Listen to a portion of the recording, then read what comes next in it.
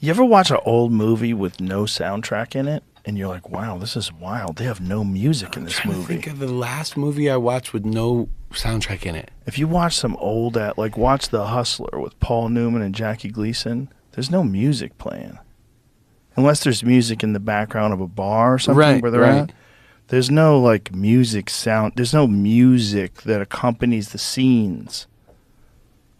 No Country for Old Men's got No Country for Old No fucking Country Men. for The coolest Old fucking Men. movie. That's the best movie of all time. Yeah. I love that fucking movie. Javier Bardem is like the best bad guy. Oh my God, he's insane in that movie. He's insane in that movie. He's unhinged. He really does. Thank you. Yes, he sir. really does appear to be that guy. Like It's he feels like a psychotic guy that kills you with a cattle prod. Even that scene where he's driving on the bridge, and there's a bird on the bridge, and he just goes and tries to kill it, Yeah. but misses. Like that says so much about that character. Yeah. It is so fucking good. The way he kills people too is so crazy. The fucking shower curtain. Yeah. The shower curtain where he's like, he sees that motherfucker, he's like, yeah. Just blast him through the shower curtain. Yeah. I love that movie. a That great movie has movie. no music in it. Wow. I love that. I love that. Yeah, it's a weird thing where you're listening to music in a scene and it's telling you how to think. Right. You know, where it kind of takes away a little bit of the suspension of disbelief that you're Right. that character. And that's why I love that the contrast and the juxtaposition of different music than you would expect. Like End of Django, whenever he goes and fucking kills the whole house to Tupac. Yeah. That shit is so hard because it's been Western music the whole time. Right. That's And such a Tarantino move. He I- always has amazing music choices. for those big culmination scenes. What was the song in Once Upon a Time in Hollywood? Whenever everything was fucking going down. Because it always builds up to that one scene with the contrasting music. Yes. It is so fucking cool. Yeah. I love that. I love that. It's just like, oh, I'm gonna fucking be in a war scene to like fucking like where's my mind? Like even the where is my mind? Like that's great, but like it's so fucking cool, dude. This scene is insane.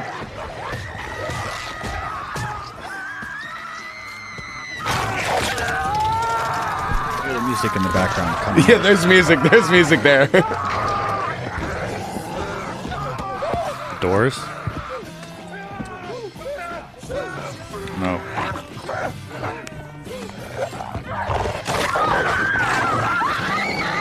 Did you watch this movie? Oh yeah, I Oh, my love God. this movie.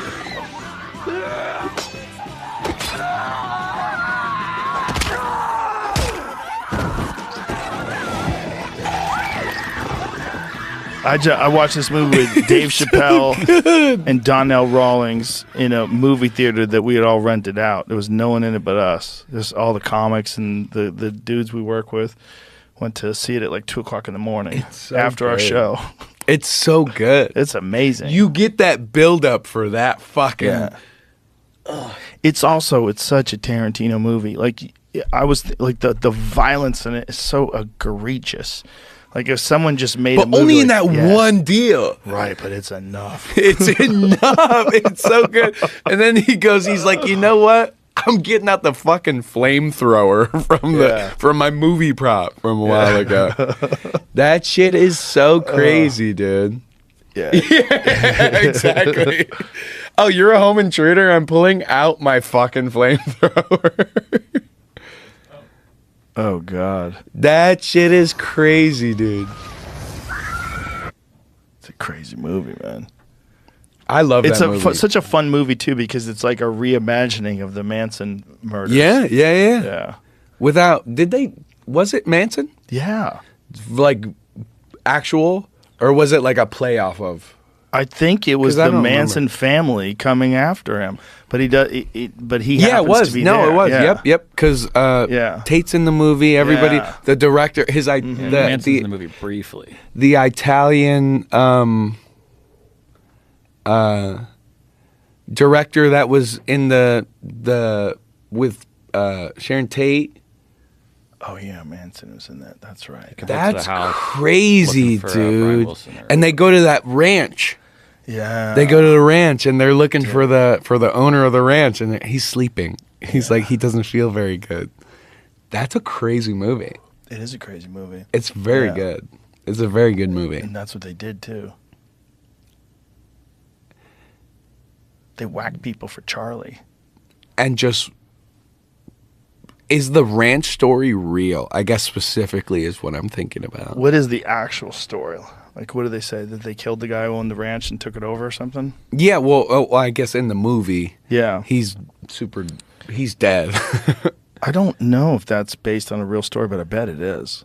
I bet that's real. Or at least if he's not dead, he's just fucking fucked up out of his mind. Like, just, they gave him all the drugs in the world. But I think there were some cases of, like, girls honeypotting dudes, and then the other Manson family guys would come over, and it would turn into a shit show. I think that's what happened with Brian Wilson and Dennis Wilson, his manager. They became entrenched with Charles Manson. And I think Dennis, we brought up this the other day, right? Dennis Wilson was his manager at one point or something, was going to produce a record for him or something like that. And it went sour. And, you know, then now you have the fucking head of the Manson family who hates you and who wants to kill you. Brian Wilson from the Beach Boys. Yeah. Yeah, his brother was a producer. Have you listened to his music? Sure. Look at that. While gathering his cult following, Manson was a singer-songwriter in the fringe of the Los Angeles music industry, chiefly through a chance association with Dennis Wilson of the Beach Boys, who introduced Manson to record producer Terry Melcher. His music is so different. Yeah, it's fucking weird. It's weird. Yeah, play some Charles Manson music. It's weird listening to his voice, like, because we know, but that was like right before. It's crazy, dude. It's fucking gives me fucking chills, dude. It's so weird.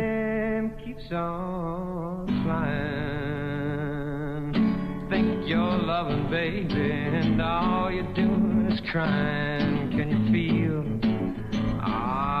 those feelings real? The fucking eyes, dude.